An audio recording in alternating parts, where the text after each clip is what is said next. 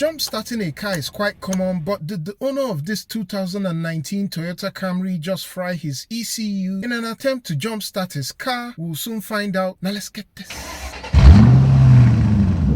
For context, this car was packed for months without a trickle charger or the negative terminal of the battery disconnected. Obviously, the battery went flat, and in trying to start the car, an overzealous neighbor brought a donor battery into the engine bay, tilted it close to the dead battery, and connected the terminals using 2 spanners. Before we go further on this narrative, there were 3 wrong steps that were done here. Number 1 is that I wouldn't drop a donor battery in the engine bay. Batteries generally have conductive fallout on them, which are able to conduct electricity, and in the perfect odd scenario, this conductivity can actually mess up the grounding of the car you're trying to jump. Second is that you should never excessively tilt a battery for any reason. That could mess up the distribution of the electrolyte in the individual battery cells. And lastly, while the positive jump cable from the donor battery goes to the positive terminal of the flat battery, the negative jump start cable from the donor car should only go to the chassis of the car that you're trying to jump,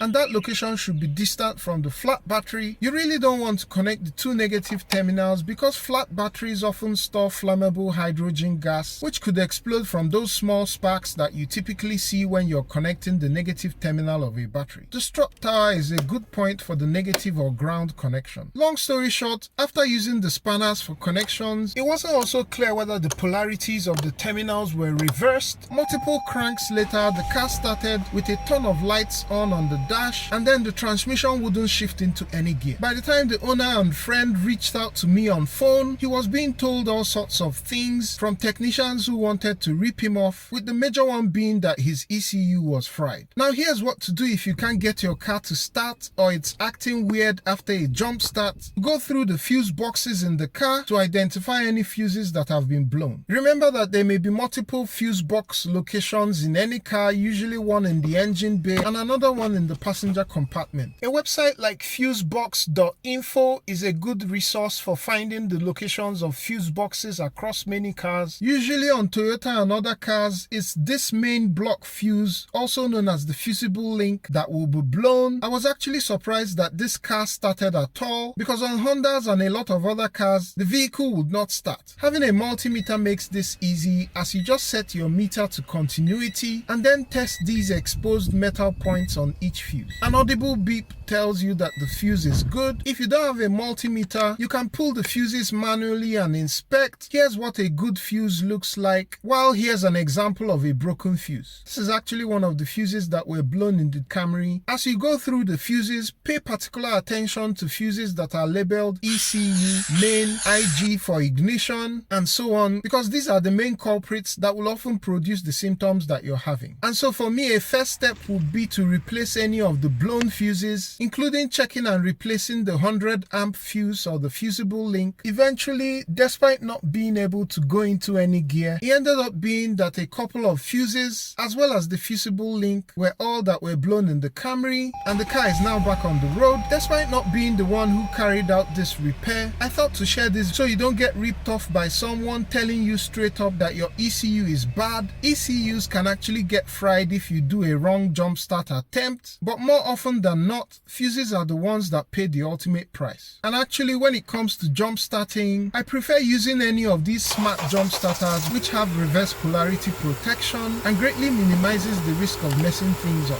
Hope this has been helpful. Don't forget to like, share, subscribe and turn on notifications if it has, and I'll catch you on the next one. Peace!